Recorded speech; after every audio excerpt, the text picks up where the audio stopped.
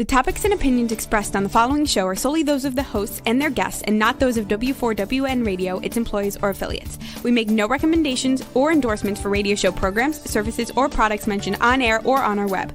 No liability, explicit or implied, shall be extended to W4WN Radio, its employees, or affiliates. Any questions or comments should be directed to those show hosts. Thank you for choosing W4WN Radio.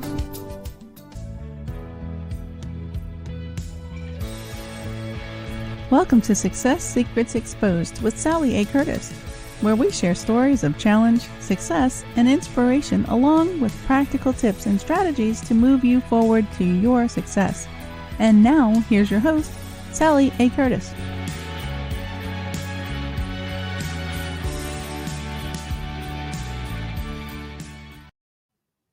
Good evening, good morning, and good day to you all. Welcome back to another episode of Success Secrets Exposed.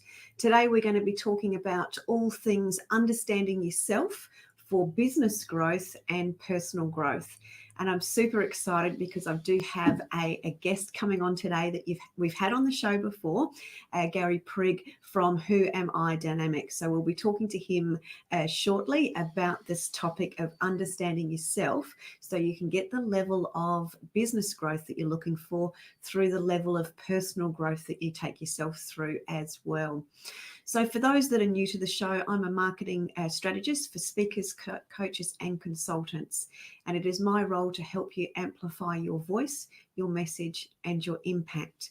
And we do this in a number of ways. We help you to repurpose your content so you can gain more visibility and credibility online through shining through your inner genius. And we also help our clients with some LinkedIn lead generation and profile writing.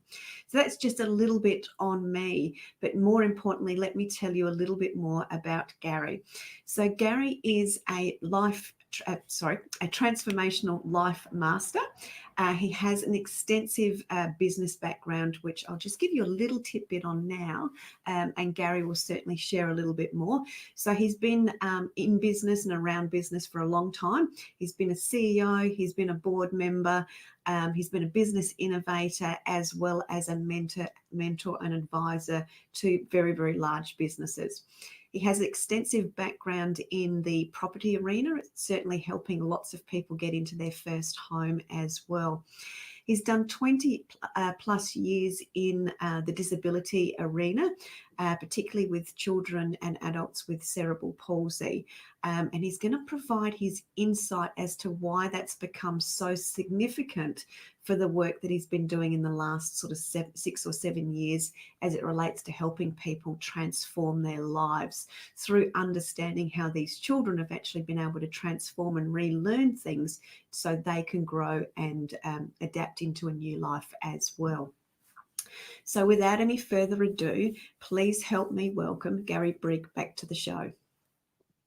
Good morning, Sally, and good morning to or anywhere in the world, to your international audience. Great to see you again. Yeah, likewise. Great to have you back. And as you so aptly put it, to dance across the airwaves and channels, etc. today. And another great topic to be sharing with you today. So thank you for joining me again. Great to be here.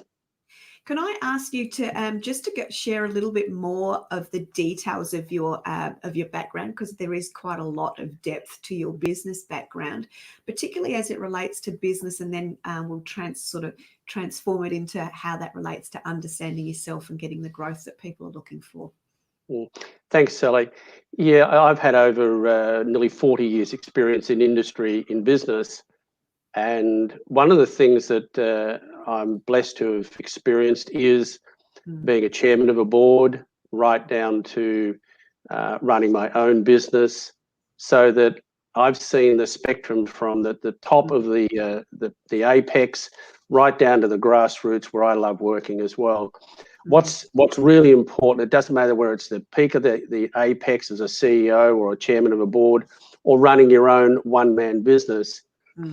The reality is, if you do not seek additional information and knowledge, you will fail, or you will be mediocre, or you'll work for 40 years and find that you've made little progress in fulfilling the gift that we all have within. It's really important you need to be able to define who you are yourself within personally, and then from there, you apply those principles into your work. Whether you own your own business or you are an employee seeking to climb the ladder of influence within the company you work for, or another one at a later date. And I think you've touched on a really beautiful scenario there. It's that that ever expanding and absorbing of knowledge, which is where we actually create influence. Using those two words, knowledge and influence, I think go hand in hand. And that the ability to influence your own understanding, which then helps create your own growth, which then ripples across to the business that you work for or the business that you're building.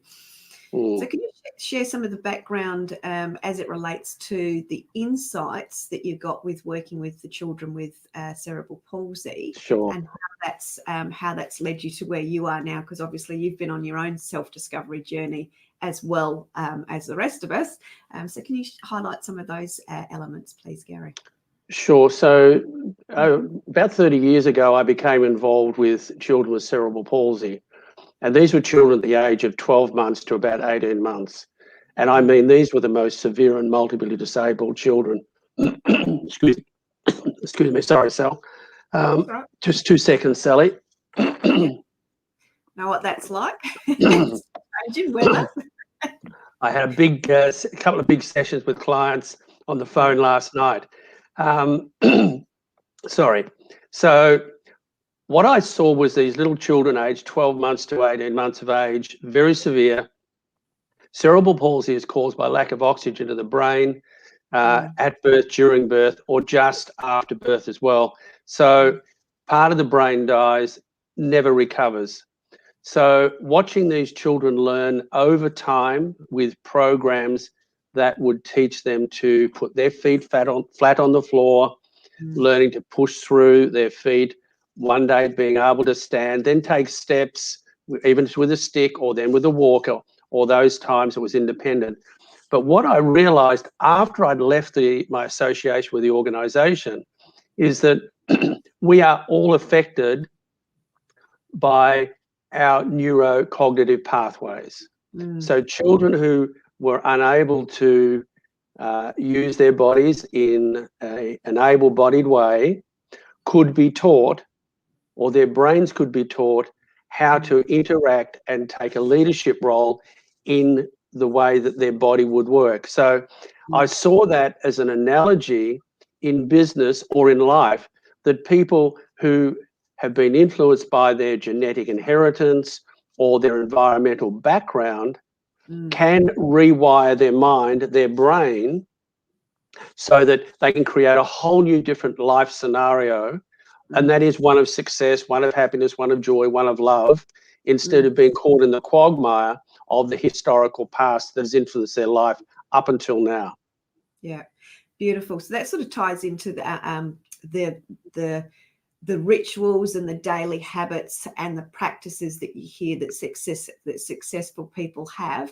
Yes, it's a practice or a meditation or something that they're doing repetitively, but the scenario also marries across that by doing repeating tasks or repeating knowledge or creating mini or micro steps, you actually create your own achievement. It creates that forward movement. It's that repetitiveness. It's the rewiring, the recreation of new habits or new neural pathways, as you say.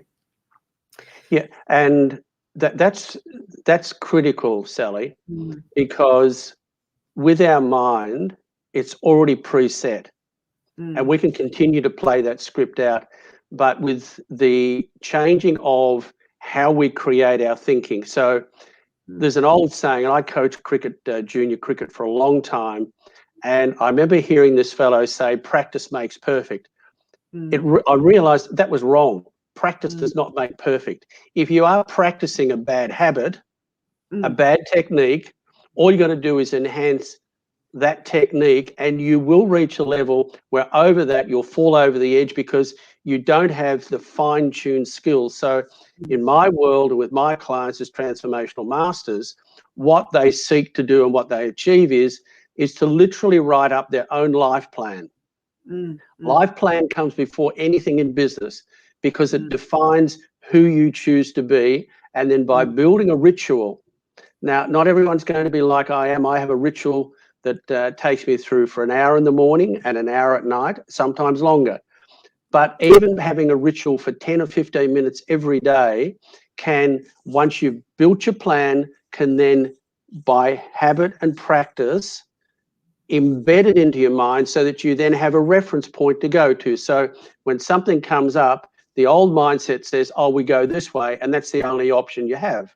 However, if you build this new program, embed it, when that choice comes up, you can either go to the old mindset software program, most times, which is about failure, fear, limitation, or you can go to your new mindset software program. That's the one that you've created and repeated and with ritual embedded. So you now have a reference point that encourages success, encourages you to listen, learn, observe. And then people are astounded how quickly that kicks in. People see them differently. They start to get what I call miraculous milestones in their life, big and small. But it's all about stopping and recreating a new mindset software program. So, for example, if you and I are traveling somewhere and put the GPS on, we know our destination. Now, on that destination, if the traffic is heavy, we can deviate around and go some other way. That's the way business is, but it's knowing your destination that is critical, then putting it in your own GPS, so to speak. And you know what GPS stands for, don't you, Sally? Garry Prigg strategies. So well said. I've done that before, but so your GPS to get to your destination, and by getting to your destination, it can take a long time or it can take a short time, but it's all predicated on having plans, day-to-day plans, week to week, month to month, so that at the end of every week, I spend 2 hours assessing my performance of what I've done during the week. Successes, things to do, things that I have missed out on doing that I've got to recalibrate and put back on the list. So having a plan is imperative. Yeah, and having that top of mind. You made me laugh when you were talking about GPS, because I have Siri on my phone, so she's my GPS, and her and I have arguments quite regularly because I know she is not taking me the fastest route, and then when we get into it and I've argued with her, I end up in the traffic where the roadworks are.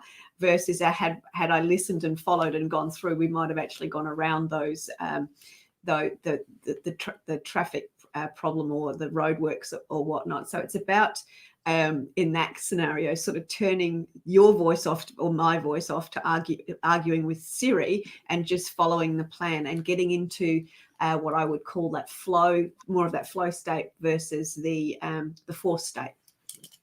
Correct. Yeah. And look, in business, if you have your own, and I call it your own life plan, and that just does not include business. It's a whole range of things, whether it be relationship, money, spirituality, things you want to learn. But once you've got that embedded as to the way you want to live your life, you then pick that up and roll that into your business because you're clear about what you desire for yourself. And once you're clear on that, you then start to apply those principles into your business. Yeah. And the relationship that you will change with your staff or your fellow employees, it is, again, one of those miraculous milestones. Things change because you change. Yeah, and very, very quickly. So when it comes to if we start exploring the self, because obviously it's the self that then makes a difference within the business, because I was going to be cheeky and say to you, so let's talk about business transformation. Then I thought, no, because Garry will catch me up on that and he'll go, no, business transformation will start with the individual. So let's correct. Yeah, exactly. And certainly been my experience with working with you and certainly seeing the work that other clients have done as it relates to forming daily habits, etc. as well. So what are some of the things that are missing for people when they're sort of wishing and wanting and hoping for change and transformation, but they just are feeling, I'll use the term rudderless. They're not quite satisfied. They're happy, but they know there could be more, and they're looking for that sort of. They just know that there's more inside them. what's the starting point, or what's the tipping point for those people to help recognize what they can do as their first step? Okay, step one is, and I'll use this quote, and I've used it for many years. Over the years, I've learnt many things. I've gained much knowledge, skill, and expertise. With age comes wisdom, and this is my wisdom. The more I learn is the realization of how little I know.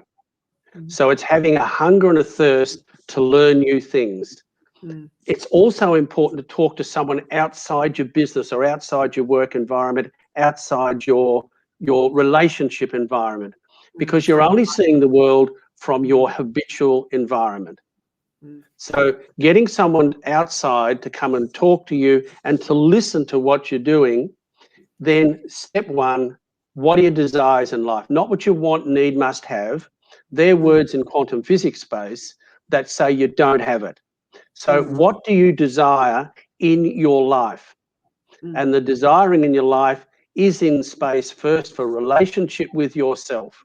What do you desire that's going to make you happy, that's going to make you feel fulfilled and free? So in that space, we would go through a whole process of downloading what hasn't worked, then rolling into what you desire. Now, where the area of what has not worked, we don't go back and fix anything. The more energy you focus in on what's not working in quantum physics space, the more you will give it energy, and it will continue to manifest and grow in the not working space. However, if you define what your desires are in your personal life, and for example, in business, if you define what those desires are, you can then focus on them. They are written down every morning. I'll sit down and write out what they are. They'll be part of my meditation practice. So I'm embedding them. So instead of focusing on what doesn't work, we focus on what our desires are. And in focusing on what those desires are, you build strategies around them. You actually write down, get it out of your head and write down what you desire in your business, but then reach out. So for example, if someone's looking to grow their business in the space of, and I'll use you, Sally, you know, you're one of the leaders in that field. If they're trying to utilize their LinkedIn business, if they're trying to do it themselves and they're doing the Google, if they don't bring and source a skilled, competent leader in that space, if they don't do that, they're going to go really slow, or they're going to muck it up and waste a lot of money. Yeah. So in business, it's about setting aside a budget that you can put towards someone with a skill that you don't have. That doesn't mean you have to spend hundreds of thousands of dollars, but every month dedicate a certain amount of money to a person that's going to enhance and upskill you and your business. So let's just, there's a couple of key things that you've actually said in there, and key buzzwords that Sally likes. We talked about fresh eyes, bringing somebody in with fresh eyes to help you self-assess, but self-assess through your own conversations and doodling or journaling, etc. And I do find that people, especially in the early days when I had more of the coaching practice as opposed to more of the agency, is people really don't understand or haven't taken the time to actually really dig into what it is that they're actually really good at. And therefore, because they don't know what they're good at, they then don't know what they perhaps should be doing or what they then desire. So they sort of get stuck in this spot of being stuck because they're trying to look at it with their own lens versus speaking with somebody and having a fresh perspective with a new lens to help you flesh it out. Because from my own experience, and I see this all the time, we don't actually appreciate and value our own inner genius elements. Because they're so effortless for us, we don't think that they've got any, that they're not valuable. And we see the inner genius in others going, oh, wow, look what they can do. They do it so well, not realizing that very same person is thinking the same of us, because we've all got very specific skill sets, and what we admire in others, we've often got in us within ourselves anyway.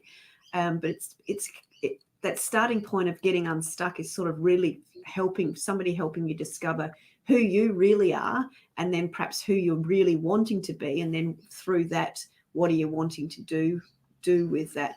So do you find similar things, that people have those similar sort of roadblocks before they get to that point of being able to get down to their desires and their life plans, Garry?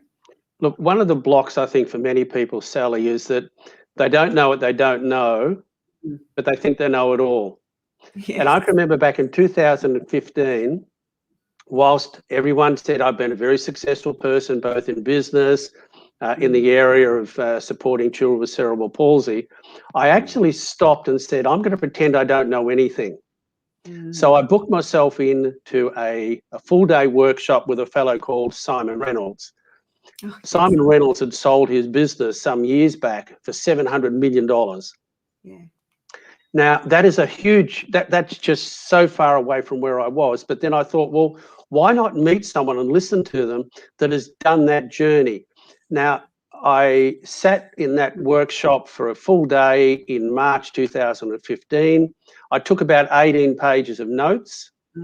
He came back 6 months later, and I sat in on exactly the same workshop, and I took another 17 pages of notes.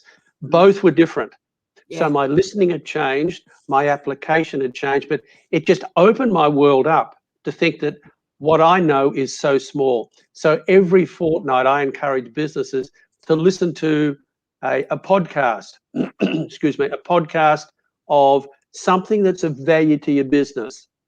Or if you have a really good confidant, if you talk to them once a week about what you're doing and get them to listen for an hour, those people will open you up, because everybody has an inner genius, absolutely everybody.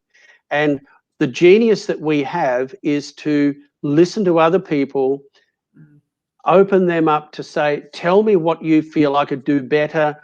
And by peeling away the outside, you find what your life desire is. And once you find what your life desire is, that as long as that life desire fits in the space of enrichment of other people.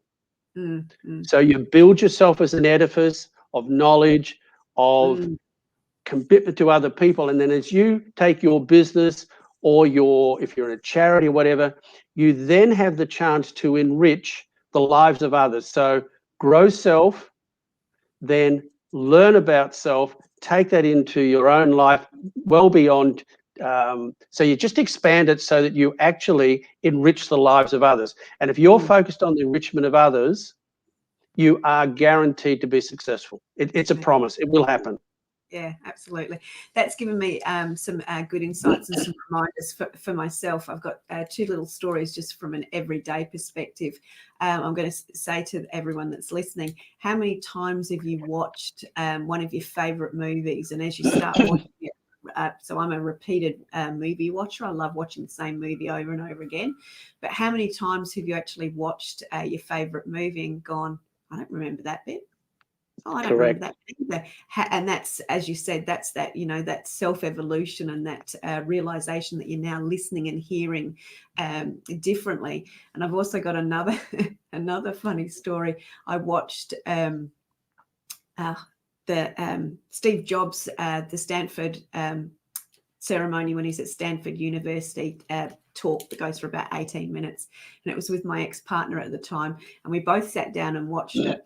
And I heard all of the relationship elements that were discussed within it. And he heard all of the business bits in it. And we actually then were discussing it afterwards. And he didn't hear any of the bits that I heard. And I didn't hear any of the bits that he heard, because we were seeing exactly the same information, but we were skewing it based on what we were seeking or what we were wanting to understand, which was very, very different.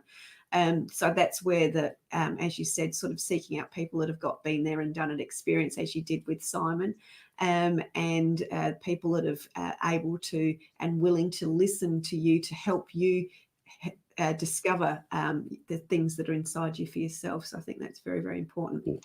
And it's getting out of your own head as well. If you're getting out of your own head and engaging with the energy of other people, your listening changes, because you are picking up new things, as you just talked about watching that movie. So as you are engaging with new people, they bring in new insights, You hear differently, you think differently, and what happens? You grow the menu of who you are. You take that into your business. It's impossible for your business not to grow. Yeah, beautiful. And I absolutely agree with how quick those, what did you call them? The miraculous milestones. Yeah. People have changed, and how quickly you just have a little bit of an insight or a bit of a growth for yourself, and then you go into a workplace or an environment or even the family environment, and then the dynamics change. So can you tell us some stories about, some of those little dynamic changes occur for people when they just make a little transformation of their own? Well, I'll give you 3 quick examples. These are 3 clients that have been doing the program, the Transformational Mastery program. And within 2 weeks, the 3 of them said, I need more money. I said, well, no, you don't need anything. You have a desire for more money. Well, have you written it down? I just desire more money. And how much? Oh, no, we haven't. I said, well, come on, this is what this program's about. So anyway, they wrote down what their desire was for more money. One lady, because of COVID lockdown, was really struggling. She was getting the JobKeeper. That was fine. She focused on it for 24 hours. She got a phone call from her employer saying, listen, you've been really valuable. You've been doing some great stuff. We have a bonus for you of $2,000. Is that okay? So but it's getting in that mindset. Then another one of my clients, and this young gentleman's been with me for 5 years. He's 22 years of age, extraordinary young man. He was saying that where he's working, he was unhappy because he wasn't being recognized financially. So I said, why don't we focus on what you're worth? And he said, but they won't listen. I said, yes, they will if you write it down and have the conversation. So he wrote it down. The next day we went back into work, they offered him an extra $100 a week. So it's opening a conversation with the universe and making a request, because that's where all energy, everything already exists out there in the space of quantum physics. So if you ask for it, what happens if you receive it? Things start to fast track. Yeah. Everything that you seek, if you focus in on asking for it, you will receive it. Now, I've got a new client, and I've got to say, she would have to be perhaps one of the most extraordinary people I've ever met in my life. She was a world champion in her respective sporting field, elite business leader, one of the greatest brains I've met. And yet in the fulfillment of who she is, her next step up is being able to focus in on herself. And even in a short space of 24 hours for her, she's opened up now where she's actually tilted the paradigm of who she is, and her life has changed. And so, as I said earlier, Sally, if people come to you to get advice on, how to utilize LinkedIn, they add value to who they are. And the same with people, when I talk to them, if they define who they are, create, and I have 7 pillars of what I call, or 7 pillars, that if people want to learn more, you focus in on the learning. If you want to become spiritual, you focus in on the spiritual. If you want to be a volunteer in community, focus on community. Your relationships, then there's money, there's business, and your physical well-being. And all of those are encapsulated within the transformational mastery. And by being able to write them down, I do see daily miraculous miracles, these milestones that people achieve. And after a while, when people ring me, they don't even bother to say to me, hey, Garry, you're not going to believe this, because they know I'm going to believe it because I see it happen daily. Daily, yeah. I think that's one of the great beauties of the conversations we've had, and certainly the insights that I want to give the audience is the ability to focus on even the fundamentally tiny little things that you want to do. So an example of my own was I've always wanted a business family. I always thought my business family was going to be my partners or life partners that I would with, and we would build a business around those sorts of things. But with that clarity and writing the elements down of what I was looking for, I didn't know what I didn't know. I didn't know what it could look like, or I just knew what I wanted. But through that, and we talked about collaborative partnerships and all the rest of it, a lot of that has transpired for me. But what I want to share with the audience was I've wanted that for a very long time. I didn't know how to express it, and I therefore I didn't have anything written down. And I don't know how many times we've been to, starting the new year and, write your goals down, but you don't actually really write anything that's really, I'm going to call it deep and meaningful, that's transformational enough for you. But just having the insights of sort of writing some of those elements down of, how do I want to show up in the world? Therefore, who do I want to attract into my world? What do they need to, what are some of the characteristics that they look for or that I look for, and those sorts of things. And writing those elements down helped me discover what I didn't know. And therefore I was then able to focus, as you said, on what I was actually looking towards or forward for. Whereas before I had, I just had nothing. And it brings me back to the saying that I heard of, if a man stands on mountaintop with mouth open waiting for roast duck to fly in, he's going to have a very long wait. And that was effectively what I was doing. I was just waiting, going, well, where is it? But I didn't know what the where or the what was. So it's around having some form of focus, and from a little bit of focus with a few key words and a few key elements or emotions or feelings that you're looking for will actually build on the next series of words or elements. And then you start to be able to map out and get that clear picture of who you are, and then what you're looking to be able to provide for others, which then, of course, transposes over into the business realm of, awesome, I'm actually now I'm this person that does these awesome things that helps these people in this way. This is the way I be of service. So I just want to express that sort of really that it comes back to that. We hear it all the time, focus. But I think as humans, we overcomplicate it. It's, sure. Yeah. So Sally, if we do if we may do a quick modelling here. Yeah. Because I know that your vast audience, a lot of those people are in business, and are seeking to elevate who they are in business and become successful. So if we were to do a quick checklist of things, and reality is most people will spend around 40 years working. Now, with those 40 years that they're working, they're spending about 12 hours a day from the time they leave to go to work and get home at night. That's 12 hours. So what if they hate getting up in the morning and heading out to work? If that's like it is every day, they've got 40 years of living this. Or, are they enthusiastic about where they work? Do they work in the leadership group? Are they on a team? Or they just kind of sit on the peripheral edge of being in their business? And I love asking people this question. So when you get home from work, would you like to meet yourself when you walk in the front door? Some days no. Absolutely. So if you've got a partner and children and you are walking through that front door with the weight of the world, the weight of what's happened during the day, and you haven't even liked going to work in the morning, and you've lived it during the day, and it's just not uplifting, what are you bringing back into the home? What does that do to the family life? So, the person comes in, they are already psychologically exhausted. They haven't enjoyed their day. They haven't enjoyed their life. They come home, they slop down their dinner, they get on the couch, they sloth it out. Come 10 o'clock, it's time for bed. And what happens? Everything gets repeated next morning. Yeah. Now, if that's the way people want to live, that's their choice. But there are options to get off that. So, if that's the way people want to live, that's great.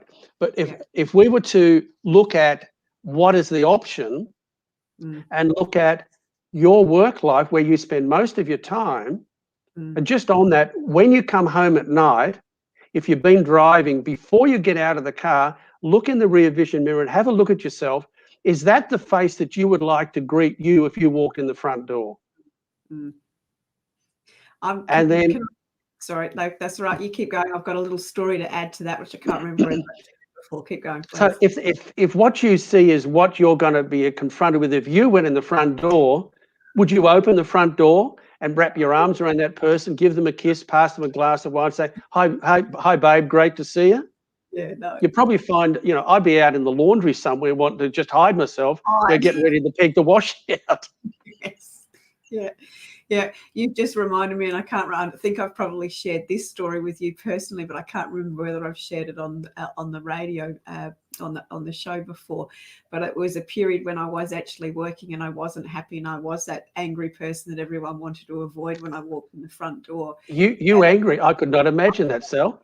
Yeah, you can't now, but back then, not nice.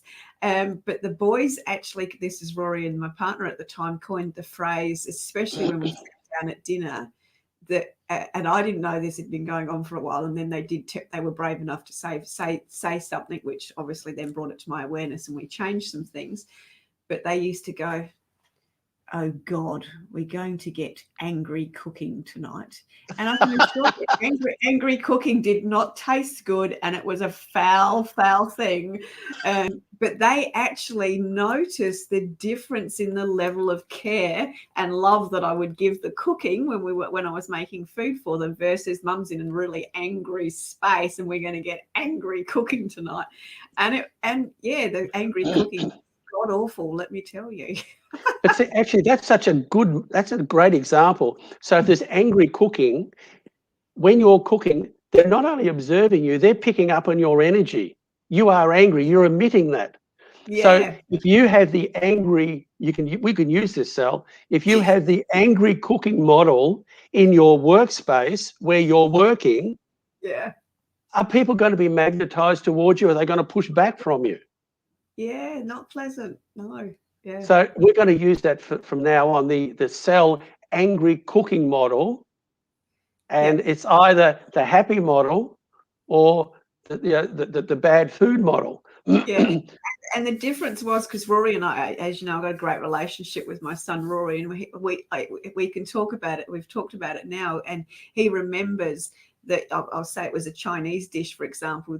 Normally the rice is fluffy and just how he likes it, and the vegetables have still got their beautiful color, and the meat's not tough, and it's actually got some flavor to it.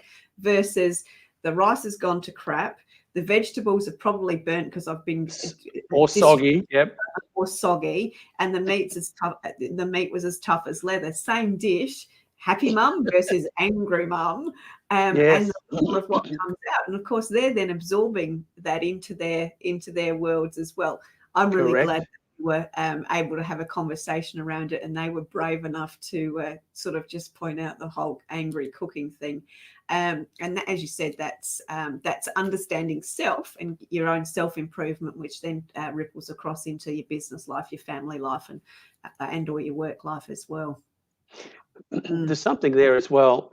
Have the courage to actually call out. Now, it's not in an angry way, but if you see someone that could be caught up in that angry cooking model, have the courage to speak to them in a loving, caring, nurturing way. But just say, look, I've noticed this is happening. And then you pop in, is there anything I can do to help you? Is there anything I can do to help you? So you're just not letting them sit there with that immediate response back. So if you apply that across to the business world, one of the things, but you keep coming back to me about having a personal life plan. As part of your personal life plan, what I always like doing as well, Sal, when I do these interviews, is to give people a couple of things to take away. Please. And for example, if you're going to look at creating your own personal life plan in the area of my employment or my business, just do a checklist of what is your business or employment history. What have you been doing? What's not working in your work life? Write them down and start to get them out. Then you ask the question, well, that hasn't worked, but gee whiz, what have I been successful at? And you fine tune and write down what you've been successful at in the workplace or in business. And then what are you grateful for? What are you really grateful for that you've manifested either as an employee or in your own business? And then what do you really love about your business and your occupation? And if you really find those things that you love and can become even more passionate about, you can then say, do I have the skill sets to go to the next level? If I don't, who can I reach out to, or what courses can I do that can elevate me to the next level? Mm. And that's where these courses can come in. I know with what you do is really, it just changes the dynamics of business. And some of your alliance partners that you've got, having spoken to them, they change the dynamics of business. So you go to the next level of, what do you really love? Yeah. What do you do to improve that? And then what type of work or business inspires you? So if you've got the qualifications or you're elevating yourself, what inspires you? And if that means taking 2 or 3 months off, if that's possible, to recalibrate, what's going to happen is you're going to be happy when you get up in the morning. And, the Japanese have got a wonderful philosophy called ikigai. And ikigai is about having something to jump out of bed in the morning for and be enthused. So if you then have created a new paradigm of who you are with the work that you're doing or the business you're creating, you cannot but get out of bed in the morning inspired. So as you're creating that energy of inspiration, that permeates out to everyone. And then in that area, and people talk about, I know it's hackneyed, the area of drawing people to you. That's what's going to happen, because you're either going to be drawn to the unhappy cook, or you're going to be drawn to the happy cook. Yeah. So as you start to work in environments where you love what you're doing and you're passionate, what's going to happen is you will start to sip from the chalice of success. You will start to see differences in yourself, and people will be coming to you, and you're on the right path, and someone says, you've changed. What's different about you? Yeah. Simply because you've changed who you are within, and you find things that you love about yourself, that you're passionate about, and that drives your whole life. Now, there are some days that I've got this saying, every day's a day in paradise, some are better than others. So you will have low energy paradise days, but the more you stay in the higher energy of doing what you love, and you have a plan that you develop and stick to it, then revise it, then stick to it, I promise life becomes just one joyful big bouquet of flowers. And that's very poetic. Yeah, very much. I love it.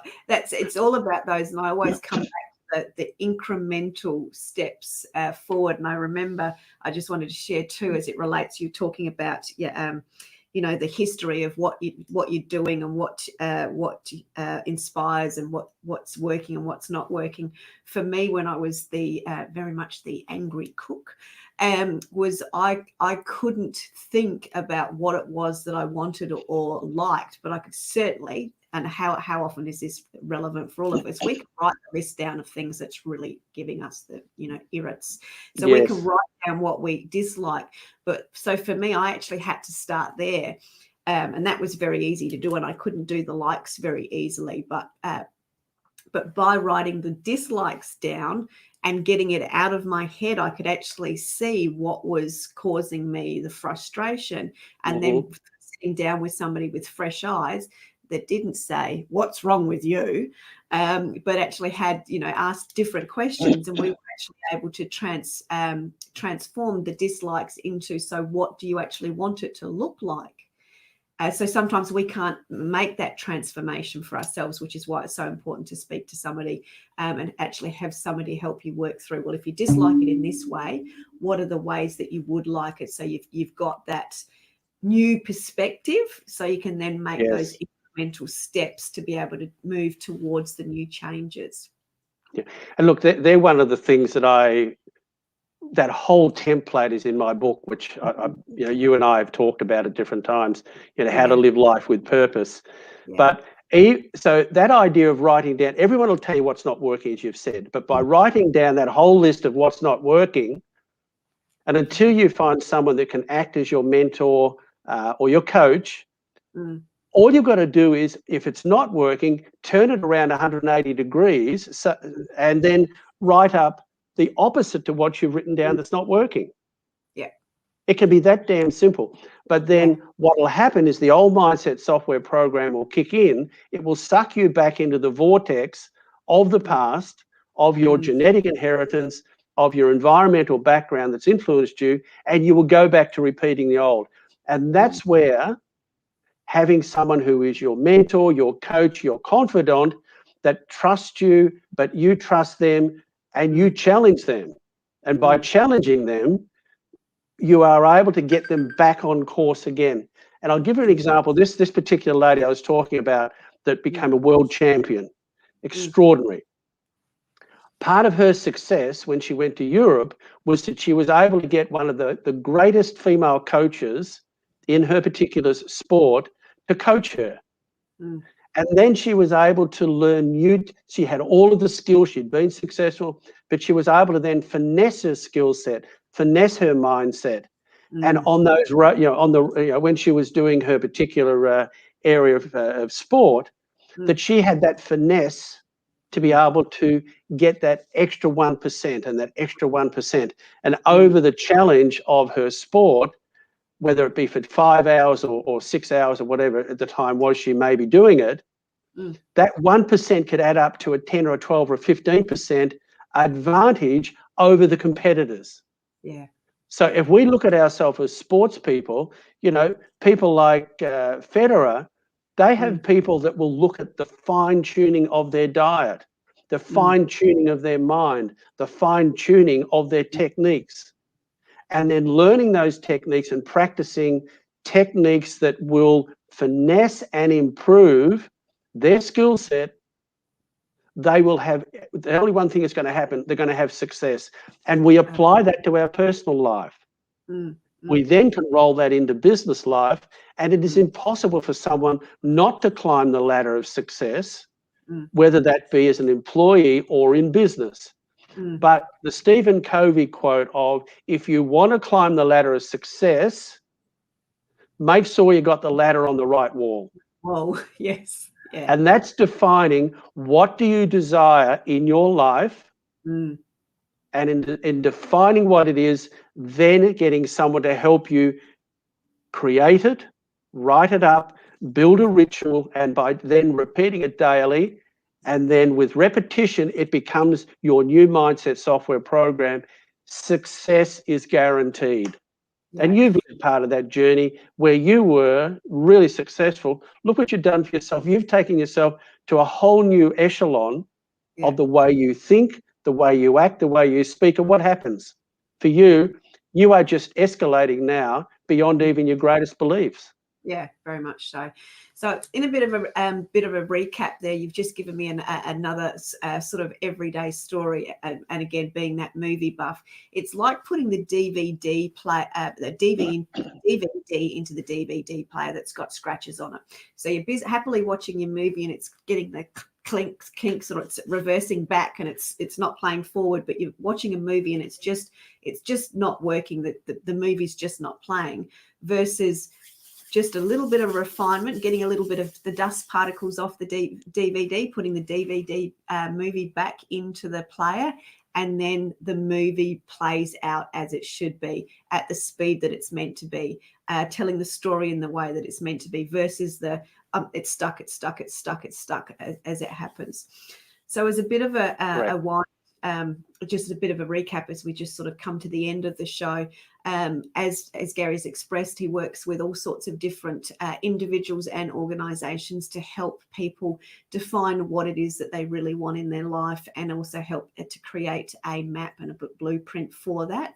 It is a very, very simple process. If you want to start the journey for yourself, you'll be able to see in the ticker going along the bottom that Garry does have a free book that you can download and access for yourself, and that'll give you the opportunity to also connect with Garry there as well. So I'd love to say thank you once again for joining us on the show to discuss all things transformation, personal growth and business growth, Garry. Any short little insight from you very quickly in the last few seconds of the show? Most important, stop what you're doing, write down what you desire, whether it be a business or personal life, write it down, then seek someone that is going to help you move out of your old mindset software program to create a new mindset software program, which becomes your reference point of success for the rest of your life. Yeah, beautiful. Thank you very, very much. Thank you very much for joining us again on the show. For the audience, thank you, Garry, and we will look forward to seeing you again next week for more Success Secrets Exposed. Have a great week. Thank you very much. Thank you, Sal.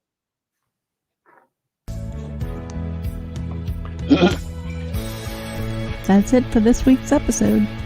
Thank you so much for joining us. I trust you got some inspirational tips to move you forward. See you next Thursday at 7 p.m. Eastern for more Success Secrets Exposed.